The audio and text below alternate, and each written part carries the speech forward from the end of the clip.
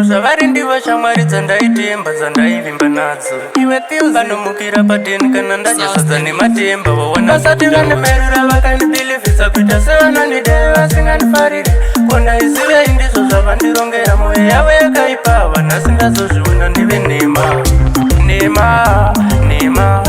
nhema mumwoyo mangu ndaizivei kwendive nhema vandaitoti ndawana vangu vandinochemera ndichitovimba navo ndive nhema inini wacho ndaizivei kwendive nhema vakunge Judhasi kuna Jesu akamutengesa achitovimba naye. Rimwe dai ndakaziva pachiri nenguva ndaisatomboda dokwadi dai ndakaziva ndasamboita nharo nezvine nharo.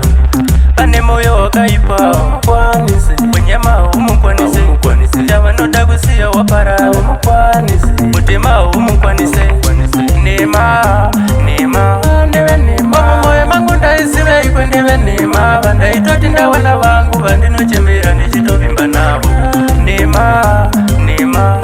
nhema inini wacho ndaizivei kwendive nhema vakunge Judhasi kuna Jesu akamutengesa achitovimba naye. Uzvavari ndivo vanhu vandaitemba vandaivimba navo vanomukira pateni kana ndachazadza nematemba waona zvekutaira munhu wenyama ndewekuchaira nyanga ndisina kumbovachaira ndive nhema ndazovachaira nhema ndive nhema mumwoyo mangu ndaizivei kwendive nhema vandaitoti ndawana vangu vandinochemera ndichitovimba navo ndive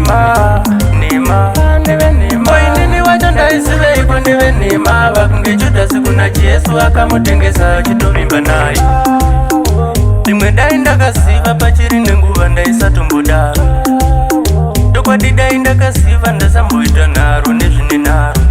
Pane moyo wakaipa umukwanise wenyama umukwanise chavanoda kusiya waparara umukwanise mutema umukwanise nhema ndive nhema mumwoyo mangu ndaizivei kwendive nhema vandaitoti ndawana vangu vandinochemera ndichitovimba navo ndive nhema inini wacho ndaizivei kwendive nhema vakunge Judhasi kuna Jesu akamutengesa achitovimba naye.